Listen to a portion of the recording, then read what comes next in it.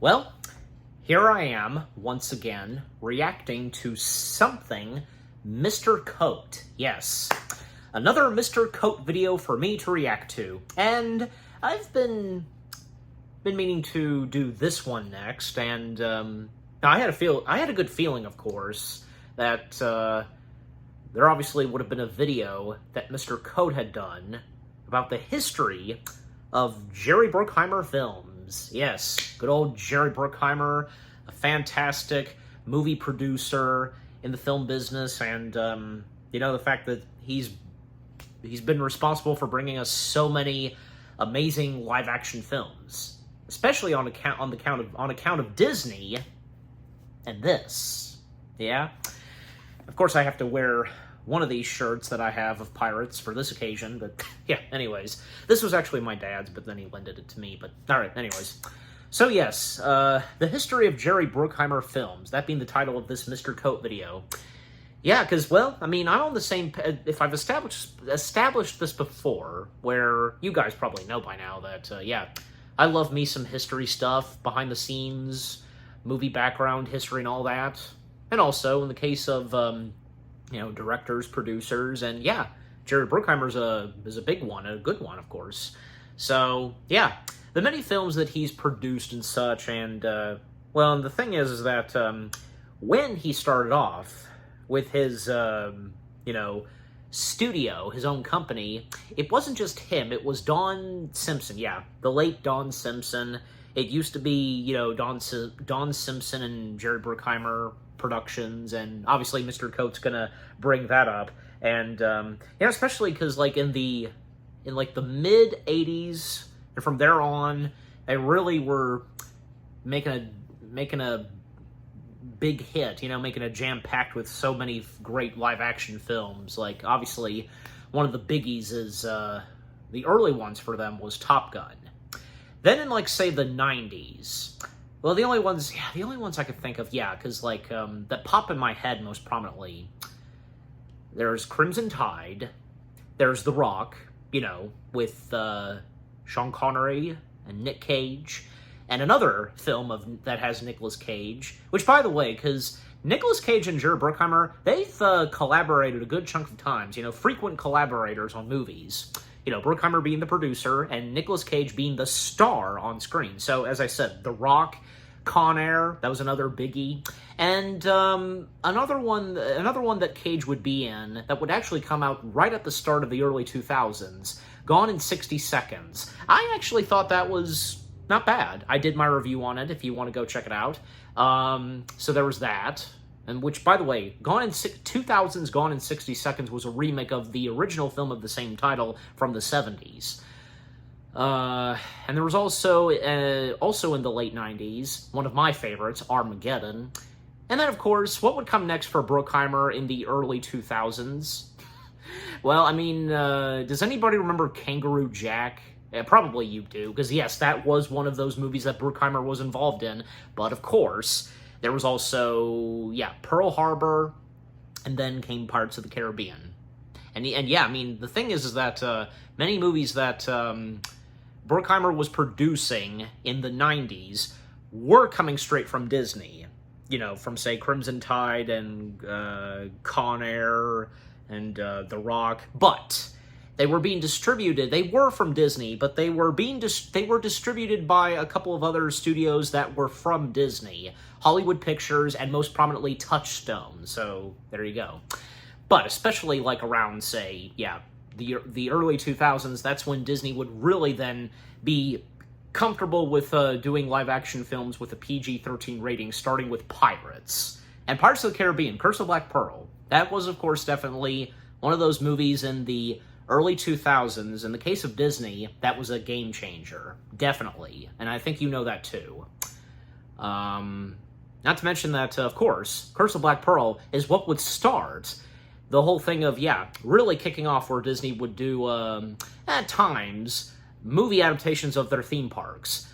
mostly just pirates, because even before pirates, we had, say, Country Bears, we had Mission to Mars, we had Tower of Terror. That was a TV movie, and that was used as an example for Disney experimenting on what other rides they can do, turning them into movies, which would really kick off in the early 2000s. But yeah, and Haunted Mansion, that came out the same year as Pirates, Curse of the Black Pearl. But definitely Pirates of the Caribbean, starting with Curse of the Black Pearl, is the one that would be the definitive franchise for Disney, where, yeah, an attraction of theirs being turned into a movie, yeah, that. But anyways. Alright, but yeah, I might as well stop, because, you know, probably with what I've said, yeah, a good majority of that Mr. Coates could be talking about. So, enough said. Let us now dive into the Mr. Coat video itself, where he analyzes and talks about the history starting from the 80s to today. And by the time that this video came out, in fact, this video came out before, say, F1 the movie. That was another biggie for Bruckheimer. It's another Warner Brothers film that Bruckheimer produced with his company. Yeah, so anyways. Because, you know, nowadays, he's mostly been, you know, doing a lot of movies under, you know, from Disney. But occasionally, yeah, doing other movies from different movie studios. So, yeah. And again, F1 being an example that comes straight from Warner Brothers. All right. Enough said. Let's dive right into it, shall we? Okay, starting the Mr. Coat video of the history of Jerry Bruckheimer films in 3, 2, 1. In we go. Among the movie producers who have become synonymous with big-budget action spectacles, certainly one of the most prominent is Jerry Bruckheimer. Through his self-named production company, he has excited audiences with the films he has shepherded and has helped jumpstart quite a few notable directing careers. Even with some of the usual ups and downs any producing career entails, Bruckheimer still finds a way to find the next blockbuster material. Jerry Bruckheimer got started working for director Dick Richards, and it did not take long for him to score his first box office success when he produced Paul Schrader's American Gigolo. He then helped launch Michael Mann's feature directing career when he produced his debut film, Thief. Shortly after, he forged a partnership with Paramount executive Don Simpson to produce films together. That first collaboration was Flashdance, which was a huge hit and led to them starting their own production company, Don Simpson, Jerry Bruckheimer Films, and signing a lucrative deal with Paramount Pictures. A movie Simpson saw a lot of potential in that had been kicking around Paramount for a while was Beverly Hills Cop. The script Beverly Hills many Cop. versions, and at one point was going to be made with Sylvester Stallone in the lead role. When Stallone was attached, the screenplay was a lot more dramatic and not quite what Simpson and Bruckheimer were looking for. Stallone eventually dropped out, and Eddie Murphy took his place, with the script rewritten to fit his comedic sensibilities. Beverly Hills Cop was an enormous success, spending several weeks at #1 and becoming the highest-grossing film of 1984. They scored another hit with Top Gun, which began a collaboration between Bruckheimer and director Tony Scott that spanned many films. Despite mixed reviews, it was a big hit with audiences, even inspiring some viewers to join the Navy. Top Gun is close to an example of what would become associated with Jerry Bruckheimer's name, which were films that relied mostly on breathtaking action sequences and spectacle to wow the audience. Bruckheimer himself has been open about the fact that he prefers giving viewers escapism for a few hours, and that's the main thing he looks for when considering which projects to produce. Bruckheimer and Simpson worked with Tony Scott again on Beverly Hills Cop 2, which, while seen as a downgrade from the first film for its emphasis on action over comedy, was still a box office hit. Those successes led to an incredible $500 million 5-picture deal with Paramount to make any movie they wanted. The first movie released under this deal was the racing movie Days of Thunder. Again directed by Tony Scott and starring Tom Cruise, there were high expectations for the film to repeat the success of Top Gun. The film went over budget, though, and while it did fine, it was not nearly as big as Paramount was hoping and expecting. The production and release of Days of Thunder soured the relationship between the studio and producers, and they immediately cut ties with each other. Bruckheimer and Simpson then moved over to Disney, although they also had the option to take projects to other studios if Disney turned them down. That first production for the Mouse House was the comedy The Ref, starring Dennis Leary, which was a box office disappointment. They then made a cop movie for Columbia Pictures titled Bad Boys. Interesting enough, this was originally supposed to star Dana Carvey and John Lovitz. Yes, really. However, in the end, it became a vehicle for Will Smith and Martin Lawrence, who were primarily known for sitcoms at the time. Bruckheimer and Simpson have been impressed with the music videos and commercials directed by a young filmmaker named Michael Bay, so they decided to take a chance and offer him his first feature film. Bad Boys was very successful and proved these two producers still had the ability to find crowd-pleasing audience hits. Back at Disney, they produced a submarine movie, Crimson Tide, yet again reteaming with Tony Scott. Yep. Starring Denzel Washington and Gene Hackman, the movie performed well at the box office, as did Dangerous Minds, starring Michelle Pfeiffer as a teacher working in an inner-city high school. However, it was around this time that Jerry Bruckheimer and Don Simpson's relationship was having difficulties. Simpson had a notorious cocaine addiction which had been affecting his work, and attempts to help him and send him to rehab did little to change his drug habit. Bruckheimer decided to end that partnership, although they continued working together on Michael Bay's next film, The Rock. In January 1996, Don Simpson died from heart failure caused by his heavy drug usage. Yeah. The Rock was the last movie he produced and was dedicated to his memory. The movie was another box office success and even got decent reviews from critics, who praised the action and the interplay between Nicolas Cage and Sean Connery. The name of their production company was changed to Jerry Bruckheimer Films, and he would work mostly as a solo producer from then on. Yep. The string of Bruckheimer's successes continued with Con Air, which again starred Nicolas Cage. At this point, the Bruckheimer blockbuster became a major part of the summer movie season, and Disney was certainly happy to reap the benefits from his ability to bring together attention-grabbing casts, hire directors of an excitement for big action scenes, and the occasional hit single for the end credits too. They were not always critical faves, but Bruckheimer never seemed to be that bothered by it if the general audience still got a kick out of what he produced. Case in point was Michael Bay's Armageddon. The movie was destroyed by critics for its fast-cutting editing style, the absurdity of the dialogue, and the implausibility of the story. Ben Affleck even asked And yet we all loved that movie. why it was easier to train oil Right. drillers to become astronauts than it was to train astronauts to become oil drillers. However, Armageddon was a massive hit, and that film, along with The Rock, was even added to the Criterion Collection, which obviously means they're just as important to cinema history as Seven Samurai and The 400 Blows. Not to say Bruckheimer Good for those completely abandoned movies. non-action films. The sports film Remember the Titans was a box office hit, as was the drama Coyote Ugly. An ambitious and difficult production for Jerry Bruckheimer was the World War II movie Pearl Harbor. He and Michael Bay had several disagreements with Disney over the budget, although expectations were high heading into the summer movie season. It performed well, but did not reach the numbers Disney was looking for. The film is also ridiculed by film critics for its mixing of a love story with the attack on Pearl Harbor, which many pegged as just trying to follow the coattails of Titanic. Another Bruckheimer-produced war movie from that year, Black Hawk Down, which was released by Columbia Pictures, was a lot more acclaimed, although only performed modestly. Jerry Bruckheimer took a crack at producing a silly comedy with a script about two friends who go to Australia to do a job for the mob. Produced for Warner Brothers, it was titled Down and Under and intended for adults. But then Bruckheimer saw how well the Disney family comedy Snow Dogs did, with the marketing focusing on a brief scene with talking dogs, and decided to change the movie into Kangaroo Jack and highlight the kangaroo in the marketing. The film was also re-edited to appeal more to families, although several adult jokes remained in the final cut. The film was criticized for its misleading advertising campaign and did not come close to making its money back.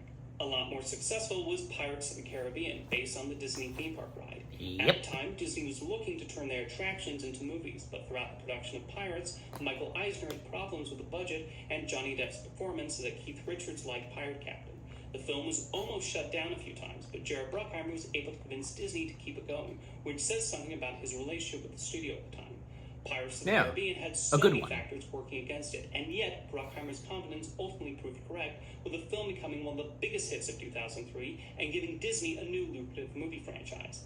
That same summer, Bad Boys 2 was released to box office success, although it would also become the last film Michael Bay directed for Bruckheimer, as he moved over to DreamWorks Pictures and eventually the Transformers series. In addition to Pirates of the Caribbean, Bruckheimer jump-started another popular franchise for Disney with National Treasure. Audiences really took to these adventures and played into the fascination of American history. Just the simple idea that Nicolas Cage steals the Declaration of Independence was enough to grab people's interest. Despite the success of the two National Treasure films and the desire from everyone involved to make a third film, another sequel has remained stuck in development hell, with multiple starts and stops. Even though it often looks like Hollywood spits out sequels with ease, it's still a difficult process to get one off the ground. One Jerry Bruckheimer production for Disney that did not launch the franchise he hoped was King Arthur. Even though it had a prime summer release date and featured Keira Knightley, fresh off Pirates of the Caribbean, King Arthur flopped at the box office. King Arthur was not the only example of his Midas touch starting to fade. Starting around 2009, Bruckheimer produced a number of underperforming titles for Disney. He tried his hand at a lightweight romantic comedy with Confessions of a Shopaholic, which did okay, but was mostly saved by the international box office. There was also the live-action CG hybrid movie G-Force, which Disney hoped would give them their own Alvin the Chipmunks type franchise. It did not. Prince of Persia: The Sands of Why? Time brought the video Why would game you think series to that, big screen, Disney? and that also did not lead to any further sequels, although it was for a time the highest-grossing video game adaptation. A major embarrassment came with The Sorcerer's Apprentice, a movie inspired by the segment from Fantasia. Even with I the didn't think it presence was of that Nicolas bad. Cage as a wizard Sorcerer's and big-budget Apprentice. special effects, the film did not seem to excite audiences and flopped. The final nail in the coffin for Jerry Bruckheimer's relationship with Disney was The Lone Ranger. He, Gore Verbinski, and Johnny Depp were passionate about making the movie, and Disney, remembering that Pirates of the Caribbean beat the odds against it with the same team, took a gamble on this expensive western. The Lone Ranger instead became one of the biggest box office bombs in history. This string of disappointments ended Bruckheimer's long-running partnership with Disney, although he would continue to be involved in any potential Pirates of the Caribbean and National Treasure sequels that entered development. Yeah. He then signed a first-look deal with Paramount, although it has amounted to very little. One film he produced for Paramount was the years-in-the-making action movie Gemini Man. Directed by Ang Lee and starring two Will Smiths, that movie was another box office flop for Bruckheimer. However, he has done very well producing sequels to a couple of his beloved hits. One was the third Bad Boys movie, which was the highest-grossing Hollywood film of 2020. Admittedly, that was because of the pandemic, but the over $400 million Bad Boys for Life made before the world shut down showed there was still life in that series. The other sequel was Top Gun Maverick. That was in development for a while, with Tony Scott originally returning to direct. The project stalled for a bit after his unfortunate death, but got going again when Joseph Kosinski signed on. During the height of the pandemic, Apple offered to buy the film from Paramount, but they were refused, as Bruckheimer and Tom Cruise were insistent that Top Gun get a traditional theatrical release, and that if it needed to be delayed for that to happen, so be it. Their instincts proved correct, as the movie became an enormous success, displaying incredible staying power during the summer, and even getting strong reviews from critics. Oh, yes. Top Gun Maverick also earned Jerry Bruckheimer's first Oscar nomination for Best Picture. So what does Bruckheimer Films have planned for the future? Well, there's a new Bad Boys sequel in the works, although filming is now on pause due to the actors' strike. A fourth Beverly Hills Cop movie with Eddie Murphy is currently in post-production and set to be released on Netflix. Which they've come out by now. Working on a Formula One movie starring Brad Pitt that's being produced by Apple, and he is developing a movie based on the popular Beyblade toys for Paramount. Bruckheimer Films is even working with Disney again on Young Woman in the Sea, starring Daisy Ridley as Olympic swimmer Gertrude Edel, and of course there's still continuing discussions about where to take the Pirates of the Caribbean next. Even though the company has encountered its share of box office flops, it's difficult to deny the impressive track record of Jerry Bruckheimer Films and its founder's ability at producing movies that make audiences want to go to theaters. See you next time. See you next time. Okay. Yeah, and because with what he mentioned, the last mentions in this video of what's next for Bruckheimer, because of Woman at the Sea. You know what? Because let me go back to listen again. To share box office flops, it's difficult to deny the Olympic swimmer Gertrude Edel, and of course there's still a movie based on the popular. He is currently in post-production and set to be released on Netflix. Kosinski and Bruckheimer working on a Formula One movie starring Brad Pitt that's being produced by Apple. I believe it's F1, is it? Based on the popular Beyblade toys for Paramount. Brad Pitt. Bruckheimer Films is even working with Disney again on Young Woman in the Sea, starring. Yeah, well, Young Woman in the Sea, because with those. So with what he just mentioned, because by now they've come out, but not all of them, because one other one he mentioned, it went by quick. Although filming is now on pause. Where the heck is it? With Eddie Murphy is currently in post. Working on a Formula One movie starring Brad Pitt that's being produced by Apple, and he is developing a movie based on. Okay, there it is. So, Beyblade toy franchise. Okay, interesting. That'll be interesting. Okay, but yeah, so that was apologize for me just like kind of scrambling because I was just kind of just in case. Yeah.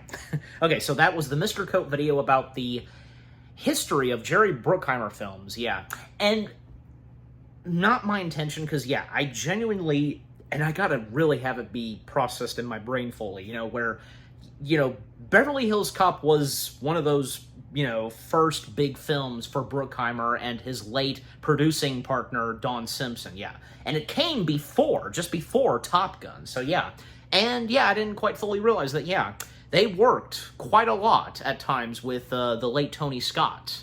Not to mention that Ridley Scott and Bruckheimer, they've worked together once. That's great to see, because after so many times for Bruckheimer having to work with Tony Scott, then at some point he would work with Tony's other big-time director brother, Ridley. So, yeah, and I'm sure you know which movie that is, that Ridley and Bruckheimer worked on together, but yeah. Yeah, so with Beverly Hills Cop and the Bad Boys films, that too, I forget at times that he also has done, but yeah. Those are other biggies, and how can I forget National Treasure, those two. And, you know, it's a shame, and it's one of those things where someone in the business or something is doing great at first, and in the middle is doing really great, but then at some point, things start to kind of go downhill, but at some point, it starts to look pretty good and become much better, you know what I mean? Yeah. And it's nice to see that, you know, it seems like Disney and Bruckheimer, they've seemed to make amends, and, you know, years after The Lone Ranger, because, you know, they've probably gotten past it, you know, and how they bickered with one another. In fact, because, yeah, I remember reading this where, yeah, the cast of Lone Ranger, Gore Verbinski, and Bruckheimer, they complained about what the critics said and just how it turned out, because it's not what they expected it to be, you know, and what they intended it for it to be like, you know, because what they were going to do, and with what Mr. Coates specifically said, yeah, maybe possibly the Lone Ranger could have had some pretty good luck. If it hadn't been for, you know, what Mr. Coates specifically stated, just, yeah, what, you know, with Disney, but, you know, it's just one of those things, and, you know, that's the politics of the movie business for you, right? So, yeah. But, yeah, but at the same time, I didn't think Lone Ranger was that bad. I thought it was okay. Guilty pleasure to watch, I guess you could say, yeah. I mean, I feel as though that the look and style and feel to this variation of Lone Ranger from Disney, Verbinski, and Bruckheimer was very interesting. Quite different. Kind of in a good way, I guess, you could say. It's your opinion how you feel about about Disney's Lone Ranger. I mean, I do remember that before the movie itself finally came out in theaters, yeah, I recall that everybody was excited for it. I was too, and I'm pretty sure that my parents were as well. But when it finally came out, all that excitement and hype for it just went downhill, sadly. Yeah. Yeah, it's a shame that The Lone Ranger had big bad luck. And that goes for all the other movies that Bruckheimer has done with Disney, because, you know, G-Force, you know, from G-Force, The Prince, what's the name? You know, that one with Jake Gyllenhaal and Ben Kingsley, that, and The Sorcerer's Apprentice, yeah, they had bad luck, but I didn't think they were bad. I also didn't think they were that bad. I quite enjoyed all three of them, yeah. And, oh yes, and the one with Elsa Fisher, and, is that Jason? Yeah, Confessions of a Shopaholic. I'll need to look into that some more, but yeah. Well, that being another, you know, bad luck film that had bad luck, and, you know, wasn't Bruckheimer's fault, but, yeah. But what about you? I mean, have any of you seen that movie too, Confessions of a Shopaholic? What could be worse? A shopaholic or an alcoholic? It depends, but definitely alcoholic is worse. Much worse. Yeah. Anyways, but also, yeah, and there were others that I'm thinking of, but I can't place all of their names. I'm sorry, but I know that I know there were a couple of others in the early 2000s that did pretty well too. One of them being, was it The Rookie? Yeah, The Rookie, I believe. But another one that had to do with basketball. I'm sure you know which one it is I'm thinking of, but you know, that. But also King Arthur's Court, like that one with Keira Knightley and everybody else that was, and Ray Winston and the others, yeah, and the original and and one of the first actors to, you know, portray and bring Reed Richards to life in the early 2000s, in the two Fantastic Four films in the early 2000s. You know who I'm talking about? Yeah, that. Well, I didn't think that was bad either. It was okay. I liked it for what it was. Not the best, but not to say it was god-awful. I wasn't feeling it in me. But, yeah. And like what I also said about say Gone in 60 Seconds, I didn't think it was that bad either. But yeah, and you realize that another mentioning of G-Force, man, because G-Force had quite a few people that Bruckheimer had worked with a good chunk of times. I mean, most prominently Bill Nighy and Nicolas Cage. Because in the case of Bill Nighy, well, duh, the Pirates of the Caribbean films. There you go. So there's that. And any others that I can think of, but yeah. Wouldn't you think that probably Bruckheimer must have realized in the end that on account of Kangaroo Jack, because as Mr. Coates said, Bruckheimer completely changed the movie for what it was originally supposed to be. Like its title, it was supposed to be Down Under. There was already a couple of other movies that had gone by the name of Down Under, right? Well, I mean, Rescuers Down Under, yeah, that, but I'm just saying, you know, like, just the words Down Under alone, probably, yeah. I'm sure you would know, too, by any chance. But, yeah, but point being is that, yeah, you know, then, and really, Bruckheimer, you let what was in Snow Dogs consume you into thinking, oh, this will be real. But wasn't Bruckheimer aware that Snow Dogs didn't do that good either? And I don't know, because it's really hard to tell. And to think that Snow Dogs, that was one of James Coburn's last movies. It wasn't his fault. It's not his fault, because, come on, we all love James Coburn. He's a great actor. And for how much he did in Snow Dogs, well, he did his best. Come on, you know. Cut James Coburn some slack, having been in that movie and being one of his last live-action films. I'm just saying, but yeah. If you heard the car horn earlier, yeah. Now I have a freaking train horn. Just, you know, when it comes to reaction videos, there's really really nothing I can do. But in the case of review videos, yeah, that is easy for me. I could just cut and wait, you know. Which I don't like, but I'm sure, yeah.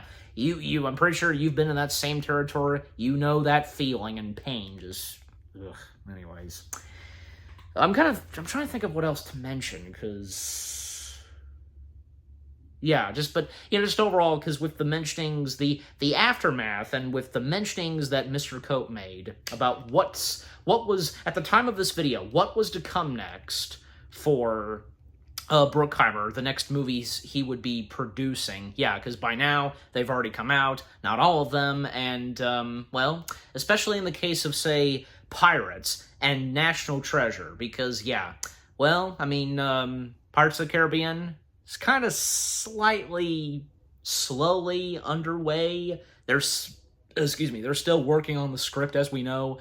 Bruckheimer had reached out to Johnny Depp, and Johnny Depp, he is open, of course, to coming back, but if it's written well on paper, and I'll take what Johnny says, because yeah, hopefully, I'm sure Bruckheimer would hopefully want to make sure that possibly something not bad and decent will be written on paper for the next installment in the Pirates franchise. And we want to see Johnny Depp come back, do we not? So I'm sure Bruckheimer does, and there's no doubt that Johnny, he definitely would want to come back too, just, you know, fingers crossed, if, you know, just have to wait and see. And for National Treasure, yeah, I mean, here's the thing.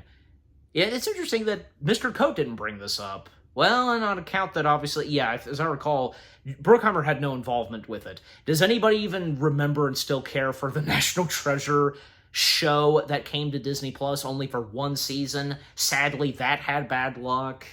Yeah. I'm sure some of you probably didn't think it was that bad, but yeah. But yeah, come on, we should get a third one. Just, all right, I don't want to go into too much detail and such, but just, yeah. Dwell on it, that is. Yeah. And hey, but if you're ever watching this reaction video again, and by the time any of that stuff that Bruckheimer's done and from Pirates, National Treasures come out, yeah. You know, anyways. Yeah, but I think that's pretty much all I've really got to say. But, yeah, and again, because Mr. Coate mentioned something about a film that Bruckheimer's doing with Brad Pitt. Again, I presume it's something, it'd have to be F1, because, yeah, that is the movie that, as of now, because that Bruckheimer and Brad Pitt have done together, which, yeah, that was a big success in the case for Warner Brothers and for Bruckheimer and his company. Yeah, and yeah, because that's interesting to see, because Bruckheimer having already done a movie about race cars, and while that one didn't do great, you know, the one with Tom Cruise, well, in the case of F1 with Brad Pitt, yeah, alright, anyways, yeah, I think by this point I'm really running out of things to say. There could be so much more I can talk about, but yeah, I'm good.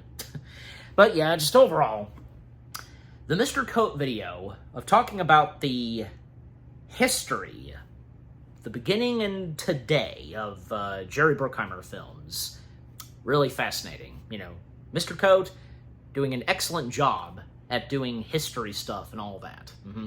And by the way, and if any of you knew anything about Bruckheimer before watching Mr. Coat's video, or if you didn't, especially in the case that, yeah, before Jerry Bruckheimer films, there was Don Simpson / Jerry Bruckheimer films. But again, after Don Simpson's passing, then it would be, from there on, today, just be Jerry Bruckheimer films. Because obviously, Don probably would have wanted the company, the little company of theirs that both he and Bruckheimer started, to continue. Just, yeah. Anyways, but yeah. But just again, overall, the Mr. Coat video about the history of Jerry Bruckheimer films, another good video from good old Mr. Coat himself. Yeah, another job well done, Mr. Coat. And what about you guys? What did you think of the Mr. Coat video itself on the history of Jerry Bruckheimer films? Any facts you knew about or didn't know until now? And, which have been your favorite films that Jerry Bruckheimer has produced? You know, rather if it's most prominently Disney, or other films that he's done outside of Disney. And obviously most prominently, Pirates would be one of your top favorites. But not just that, yeah. And if you also knew that, yeah, it was once Don Simpson / Jerry Bruckheimer films, if you knew about that. And if you had also seen any of those movies that came out earlier before, say, Pirates, just, yeah. But probably a good majority of you would have seen those movies even before, after, say, the big ones, you know, from Pirates, National Treasure, and from there on. Just, yeah, anyways. But yeah, just again, with that being said, what did you think of the Mr. Coat video itself, with what all I've had to say? And yeah, with my reaction, and yeah, what did you think of my reaction to the Mr. Coat video itself? Leave comments and give this reaction video a like, as always. And so guys, with all that being said, thank you very much for watching. I hope you guys enjoyed my reaction to the Mr. Coat video of the history of Jerry Bruckheimer films. More reaction videos are coming your way. They're going to be awesome. Keep looking forward, and I will see you guys in the next video / reaction. Take care, and until I react to more Mr. Coat videos, peace out.